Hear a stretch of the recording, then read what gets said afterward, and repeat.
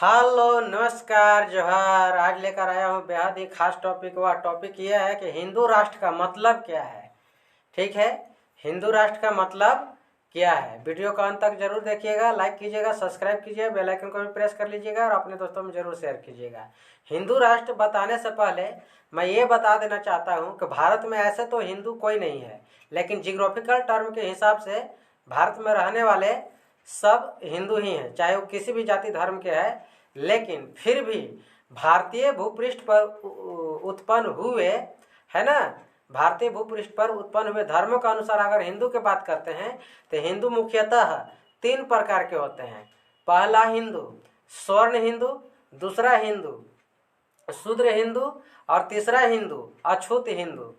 ठीक है, स्वर्ण हिंदू वे हैं जो ब्राह्मण, क्षत्रिय और वैश्य में आते हैं। शूद्र हिंदू वो हैं जो ओबीसी कैटेगरी में आते हैं और अछूत हिंदू वो हैं जो एससी एसटी में आते हैं। ठीक है, तो इसी आधार पर मैं बताने वाला हूं कि हिंदू राष्ट्र का मतलब क्या है।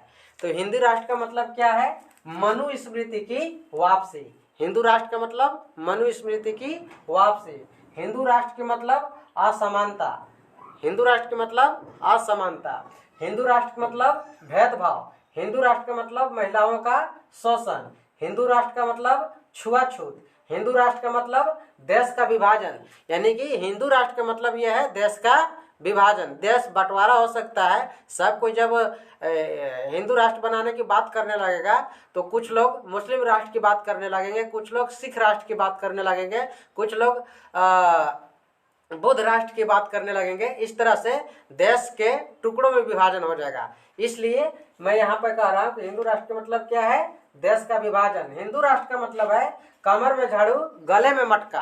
कमर में झाड़ू गले में मटका। आपने सही समझा, क्योंकि इससे पहले मुगलों का आने से पहले, देश आजाद होने से पहले, देश में संविधान लागू होने से पहले, अंग्रेजों के आने से पहले वस्तुतः गुप्ता काल में देश हिंदू राष्ट्र ही था। ठीक है, तो उस समय यहाँ के मूल निवासियों के कमर में झाड़ू और गले में मटका था। ठीक है, हिंदू राष्ट्र का मतलब महिलाओं के स्तन पर टैक्स। ठीक है, हिंदू राष्ट्र का मतलब सती प्रथा। हिंदू राष्ट्र का मतलब देवदासी प्रथा। हिंदू राष्ट्र का मतलब चरक पूजा प्रथा। हिंदू राष्ट्र का मतलब बाल विवाह। हिंदू राष्ट्र का मतलब बहु स्त्री प्रथा, यानी कि एक पुरुष कई स्त्री से शादी कर सकता है, ऐसा प्रथा होगा। ठीक है, हिंदू राष्ट्र का मतलब स्त्रियों के शारीरिक शोषण। हिंदू राष्ट्र का मतलब मनुवादी व्यवस्था की वापसी।